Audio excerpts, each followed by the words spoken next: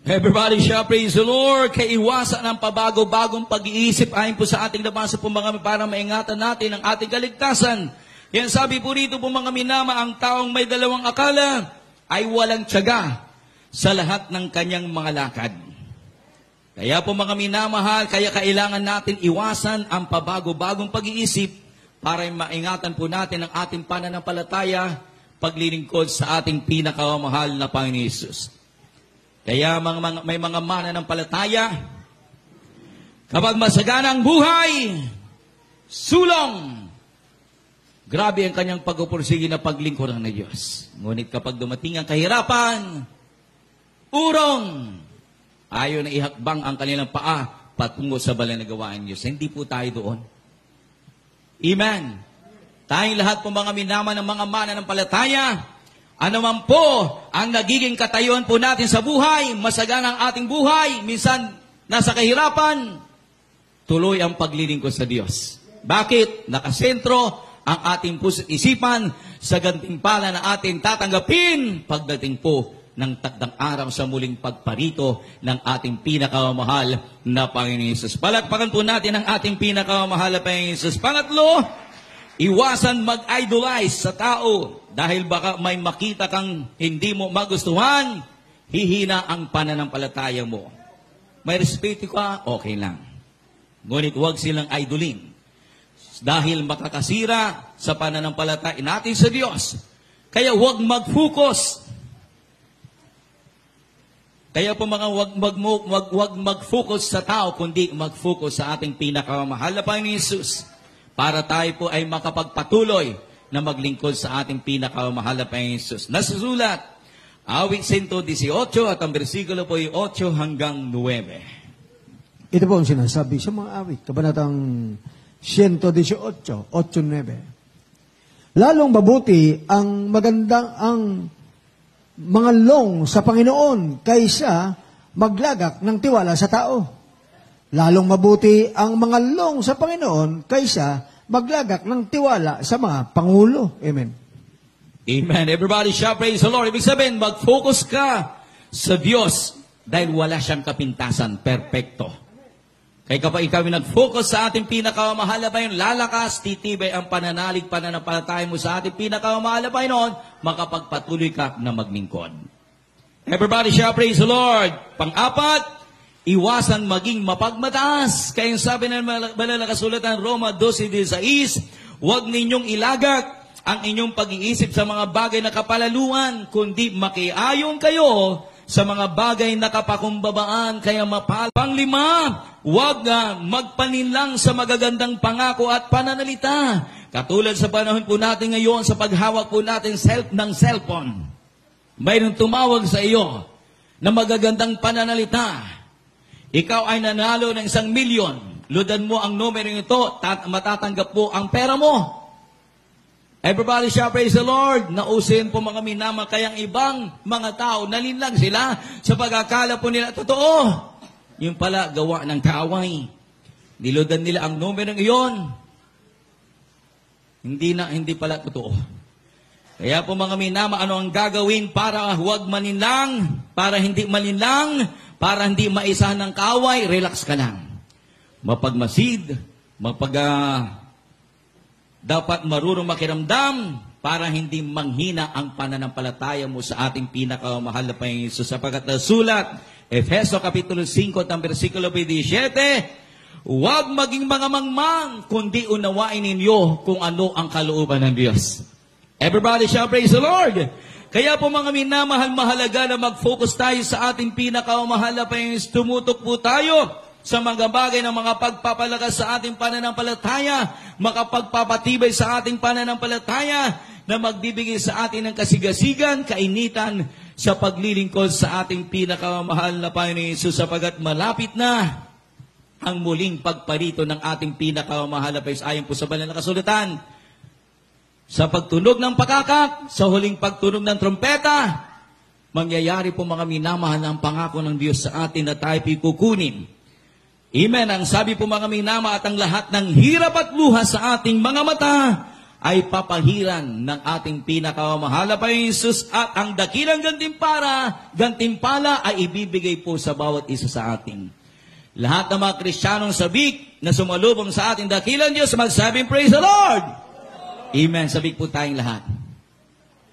Amen. Kaya ang totoong Kristiyanong sabik na makapiling atin, there is Jesus, ano po ang maging attitude po natin bilang mananampalataya?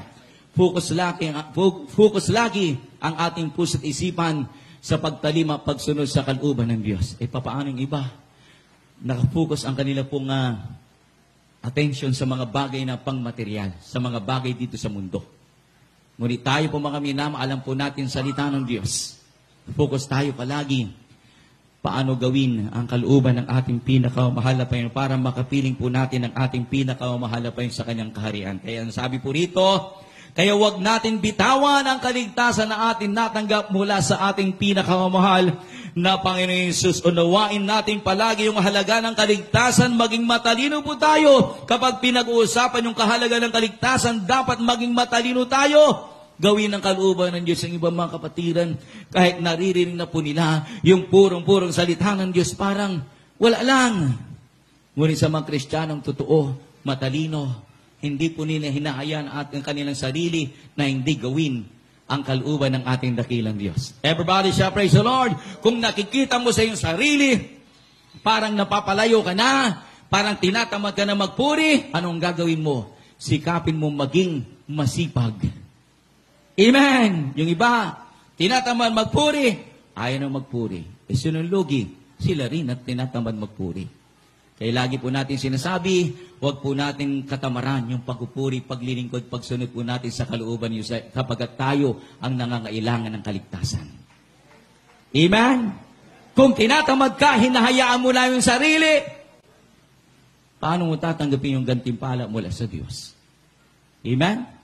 Kung tatanungin po tayo ng ating pinakamahal na Panginoon, gusto mo bang maraming pagkapala, maraming gantimpala pagdating mo sa langit? Siyempre lahat po tayo, praise the Lord, gusto po natin lahat. Ngunit ang nakakalungkot, sa paggawa, sa sakripisyo, ayaw kumilos. Amen?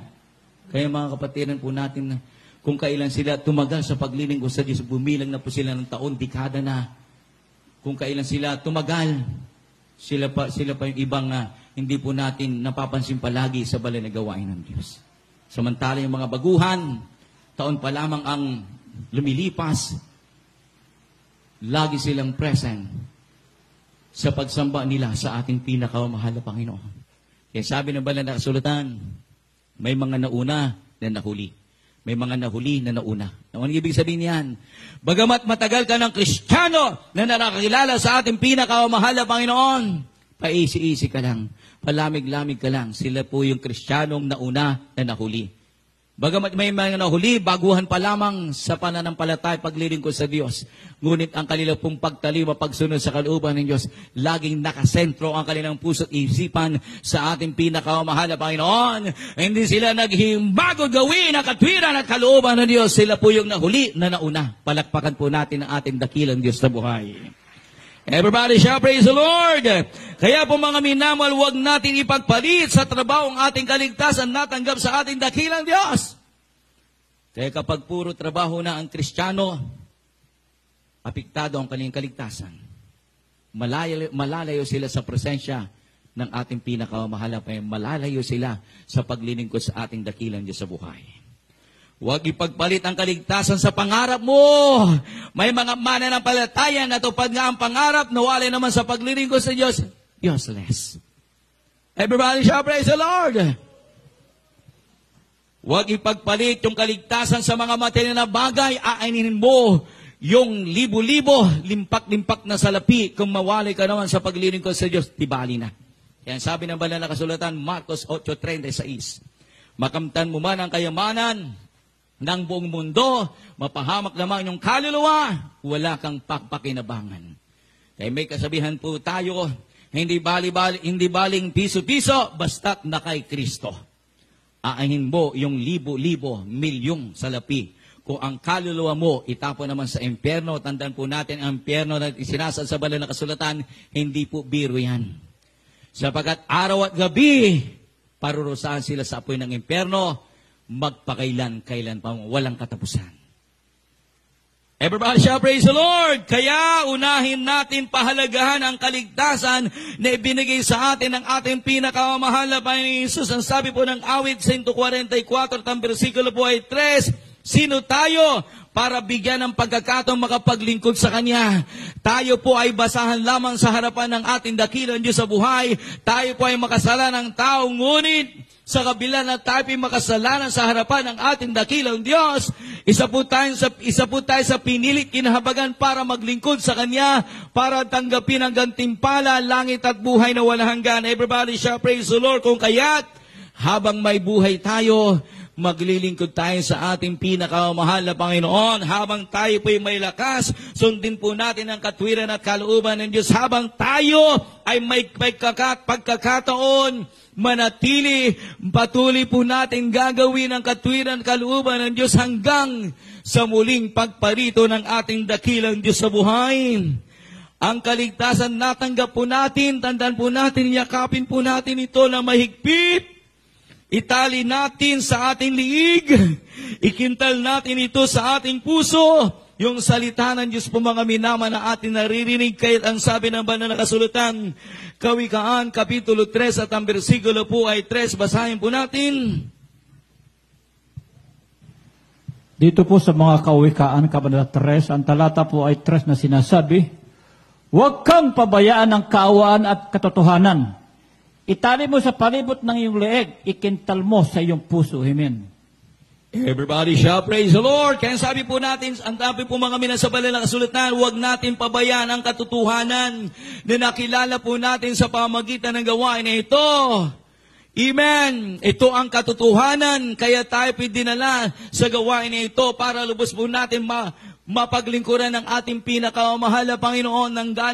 Nanggaling po tayo sa iba't ibang paniniwala at pananampalataya sa Diyos. Ngunit bakit tayo pinaririto? Dahil dito tayo dinala ng ating dakilang Diyos, sapagat naririto ang katotohanan, walang iba kundi ang ating dearest Jesus. Everybody shall praise the Lord. Kaya po mga minamahal, sabi pa po rito, huwag natin hayaan na madaya tayo ng kaaway. Panghawakan natin matibay ang banal na salita ng Diyos na lagi po natin naririnig at napapakinggan sa banal na gawain na ito sa pagtuturo ng ating mga magulang sa Panginoon. Amen. Kaya tingnan po ninyo, ang ating mga magulang sa Panginoon, hindi po tayo kaano-anong, ngunit ipinagmalasakit po tayo dahil sila po'y tunay na nagmamahal sa Diyos. Ang kanilang puso't isipan ay nakasentro palagi sa ating pinakamahal na Panginoon. Kaya kung ano po'y natutunan nila sa banal na kasulatan, ipinapangaral sa atin, itinuturo sa atin upang tayong lahat ay sama-sama maligtas at magmana ng buhay na walang hanggan. Everybody shall praise the Lord. Kaya bakit may mga kapatiran na sinasabi po nila, ayaw ko nang magpatuloy na maglingkod yan sa Jesus Miracle Crusade International Ministry, katulad po yung aking nakausap doon sa isang lugar po mga minam, na ang sabi po niya, gusto kong kapayapaan, sabi niya. Kaya ako himiwalay, nag-iba ng pananampalataya, sabi po niya. Parang sinasabi po niya na ang gawain ng Jesus Miracle Crusade International Ministry, hindi niya natamo yung kapayapaan, ngunit tayong lahat, natamo po natin. Dahil totoo ang Diyos, ngunit siya iba. Wala daw kapayapaan. Bakit walang kapayapaan na kanyang natanggap, nag-iba siya? Dahil hindi nakasentro ang kanyang puso't isipan sa ating pinakamahal na Panginoon. Hindi nakasentro ang kanyang puso't isipan doon sa gantimpala na tatanggapin niya sa ating dakilang Diyos sa buhay. Dahil awang-awa ako sa kanyang kalagayan, ang sabi po niya, humiwalay siya, ngunit naroon pa rin siya po mga minamahal na hindi pa niya makalimutan yung salita na yun. Sabi ko po sa kanya, beloved brother, manalangin po tayo sa ating mabait na Diyos. Sabi po niya, hindi na kailangan. Talagang ayaw na po niya. Sabi po niya, siya po ay nakarating doon sa langit. Nakarating nga sa langit, ngunit kaiba. Ang kanya po naging asuran. Everybody shall praise the Lord. Bakit siya po'y nakakita ng katitisuran? Sapagat hindi po siya lumakad sa pananampalataya, hindi nakasentro ang kanyang puso't isipan sa ating pinakamahal na Panginoon. Ngunit tayong lahat na narito, laging nakasentro ang ating puso't isipan sa ating dakilang Diyos. Katulad po tayo ni Moises po mga minaman, nakasentro palagi ang kanyang puso't isipan, gawin ang kalooban ng ating pinakamahal na Panginoon. Kahit masugit ang panahon, kagabi, ngayon wala na.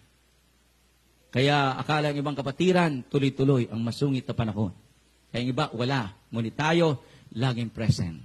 Everlasting praise the Lord! Purihin ang ating pinakamahal na Panginoon Jesus. Kaya po mga minamahal yung katitisuran na sinasabi sa banal na kasulatan.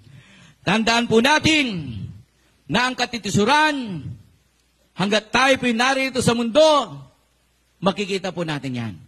Dahil wala pa po tayo sa langit. Kapag naroon na po tayo sa langit, wala nang katitisuran. Kaya lagi po natin sinasabi, huwag nating i-focus ang ating puso't isipan sa mga bagay dito sa mundo. Kundi i-focus na po natin ang ating puso't isipan doon sa gantimpala na ating tatanggapin pagdating po ng araw. Palakpakan po natin ang ating pinakamahal na Panginoon. Mag-focus po tayo sa ating mabait na Diyos para hindi tayo makakita ng katitisuran. Kaya minamahal ko mga kapatid, iba ang kagalakan kapag ikaw ay nananatiling nakafocus ang paglilingkod mo sa ating dakilang Diyos. Masaya ka, sapat lamang ang mga material na bagay na nasa iyo, galak na galak ka maglingkod sa Diyos. Amen! Sapat lamang yung mga pagkapal na natatanggap mo, tuwang-tuwa ka na naglilingkod sa ating dakilang Diyos. Bakit po mga minamahal? Sapagkat sa tuwing ikaw ay nananambahan, ikaw ay nagpupuri, nakafocus palagi ang atensyon mo, ang isip mo, ang puso mo sa ating dakilang Diyos. Nalulugod ang ating pinakamahal na Panginoon. Nararamdaman mo ang banal na presensya ng ating pinakamahal na Panginoon. Kaya galak na galak ka paglingkuran ng ating pinakamahal na Panginoon. Kaya may awitin na lupa man ay langit na rin, sapagat ang Espiritu ng Diyos ay laging sumasa atin. Nagbibigay kasiyahan, kagalakan sa paglilingkod po natin sa Kanya. Dito na po tayo sa huling talata, unang Pedro, Kapitulo 1, at ang bersikulo po ay 13. Dito sa aklat ng unang Pedro, Kapitulo 1, versikulo 13. Kaya't inyong bigkisan ang inyong baywang ng inyong pag-iisip na maging mapagpigil kayo, at inyong ilagak na lubos ang inyong pag-asa sa biyayang dadalhin sa inyo sa pagkahayag ni Jesucristo. Amen. Amen. Ayon sa ating nabasa po mga kami namahal na bigkisan ang mga baywang ng iyong pag-iisip. Ibig sabihin po mga kami namahal, talian natin, manatiling matibay, matatag sa paglilingkod po natin, paniniwala at pagtitiwala po natin sa ating dakilang Diyos sa buhay, mapagpigil, upang hindi mawalay sa presensya ng ating pinakamahal na Panginoon. Kahit anong alok sa iyo ng kaaway, pinipigilan mo ang sarili mo upang hindi ka magkasala sa harapan ng Diyos. Everybody shall praise the Lord. At ano pa, ilagak ang lubos na pag-asa natin sa ating pinakamahal na Panginoon. Walang ibang pag-asa po natin, kundi ang ating pinakamahal na Panginoon Jesus na siyang magdadala sa atin sa langit at buhay na walang hanggan. Kaya, ang iba po mga minamahal, pakiramdam mo kapag nakafocus ang kaisipan mo sa Diyos.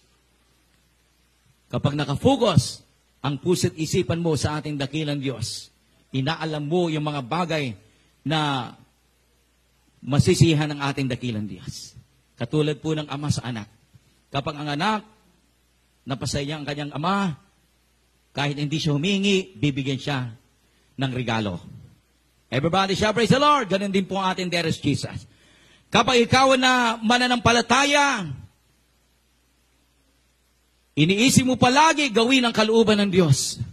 Ang Diyos po mga magpapala sa iyo. Sabi nga, habulin ka ng pagpapala, iba naman, mag-overtake sa iyo ang pagpapala sapagkat ang puso ng Diyos may hipo dahil sa pagtalima mo sa kanyang banal na kalooban. Everybody shall praise the Lord! Galak na galak po tayong maglingkod sa ating pinakamahal na Panginoon.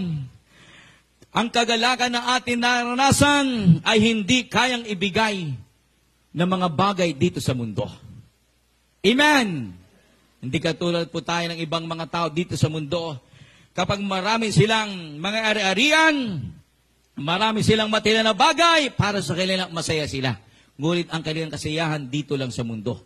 Ngunit tayong lahat ng mga mananampalataya, ang kasiyahan po natin, hindi lamang dito sa ibabaw ng mundo, kundi maging doon sa kaharian ng ating pinakamahal na Panginoon. Mananatilang ating kasiyahan, mananatilang ating kagalakan, kung kaya't walang dahilan para tayo po'y tumigil na maglingkod, walang dahilan para tayo po'y ayaw na maglingkod. Bakit kapag umayaw ka sa paglilingkod sa Diyos, walang langit?